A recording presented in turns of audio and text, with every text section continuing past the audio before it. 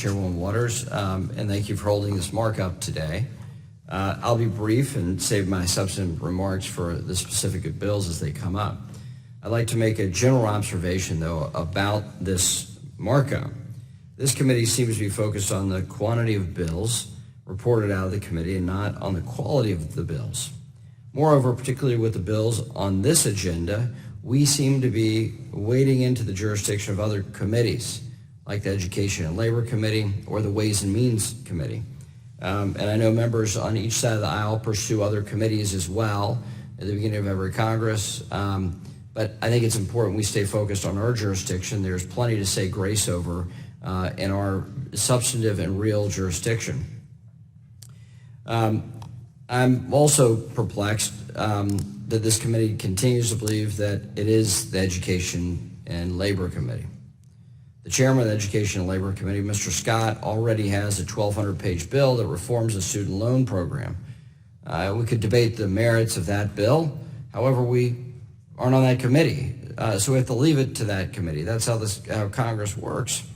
Moreover, the Education and Labor Committee continues to examine the underlying problems with the student loan debt crisis, and works daily, not just in one hearing like we've had, just one hearing, to identify solutions to the problem. Now, I know we all should do our part to take on this major issue, but I don't understand why we continue to make the private student loan industry the scapegoat for the issue that the federal government created. And this is a federal government creation. The student loan debt crisis was a decision back in 2010 to nationalize the student loan program. And we're dealing with the ramifications of that. But we're not getting to the fundamentals. This is all superficial stuff. It's political stuff rather than the substance of of how student loans are made. And I'm sympathetic to the plight of students who have escalating student debt. I also believe we should provide more resources and information so that prospective students can make sound financial decisions about their future. But as we know from other segments of the credit market, it all starts with a strong set of underwriting and an ability to repay standard. Those two mechanisms ensure safety and soundness in our financial and credit markets and would be a laudable piece of any type of reform to the student loan industry that is federally mandated and controlled. But those things are non-existent in this federal government program. The federal government does not have a strong underwriting standard to evaluate a student's financial situation, nor does the federal student loan program focus on a student's ability to repay. Together, I think this is a recipe for disaster and it has brought on this crisis. Moreover, I don't know why my friends on the other side of the aisle want to crowd out the private student loan industry. And let me tell you why. It's not that this is innately good or bad what the government does or private industry does.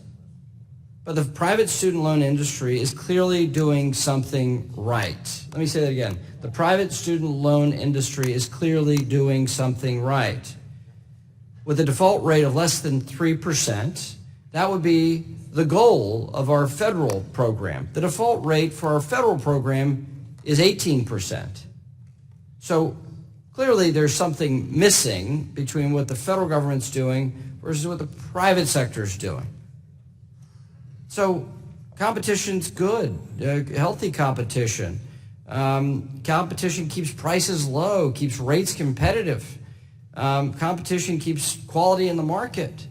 And so let's have some standards here, but let's look at the facts and let's look at the statistics here. And it is the federal program that is putting the screws to students, is putting the screws to young people and putting a generation in debt, an unsustainable debt that's now led to a crisis level. I'll end my remarks where I started. More bills are not always better, particularly when there is no identified problem to be solved. We have to have hearings to do that.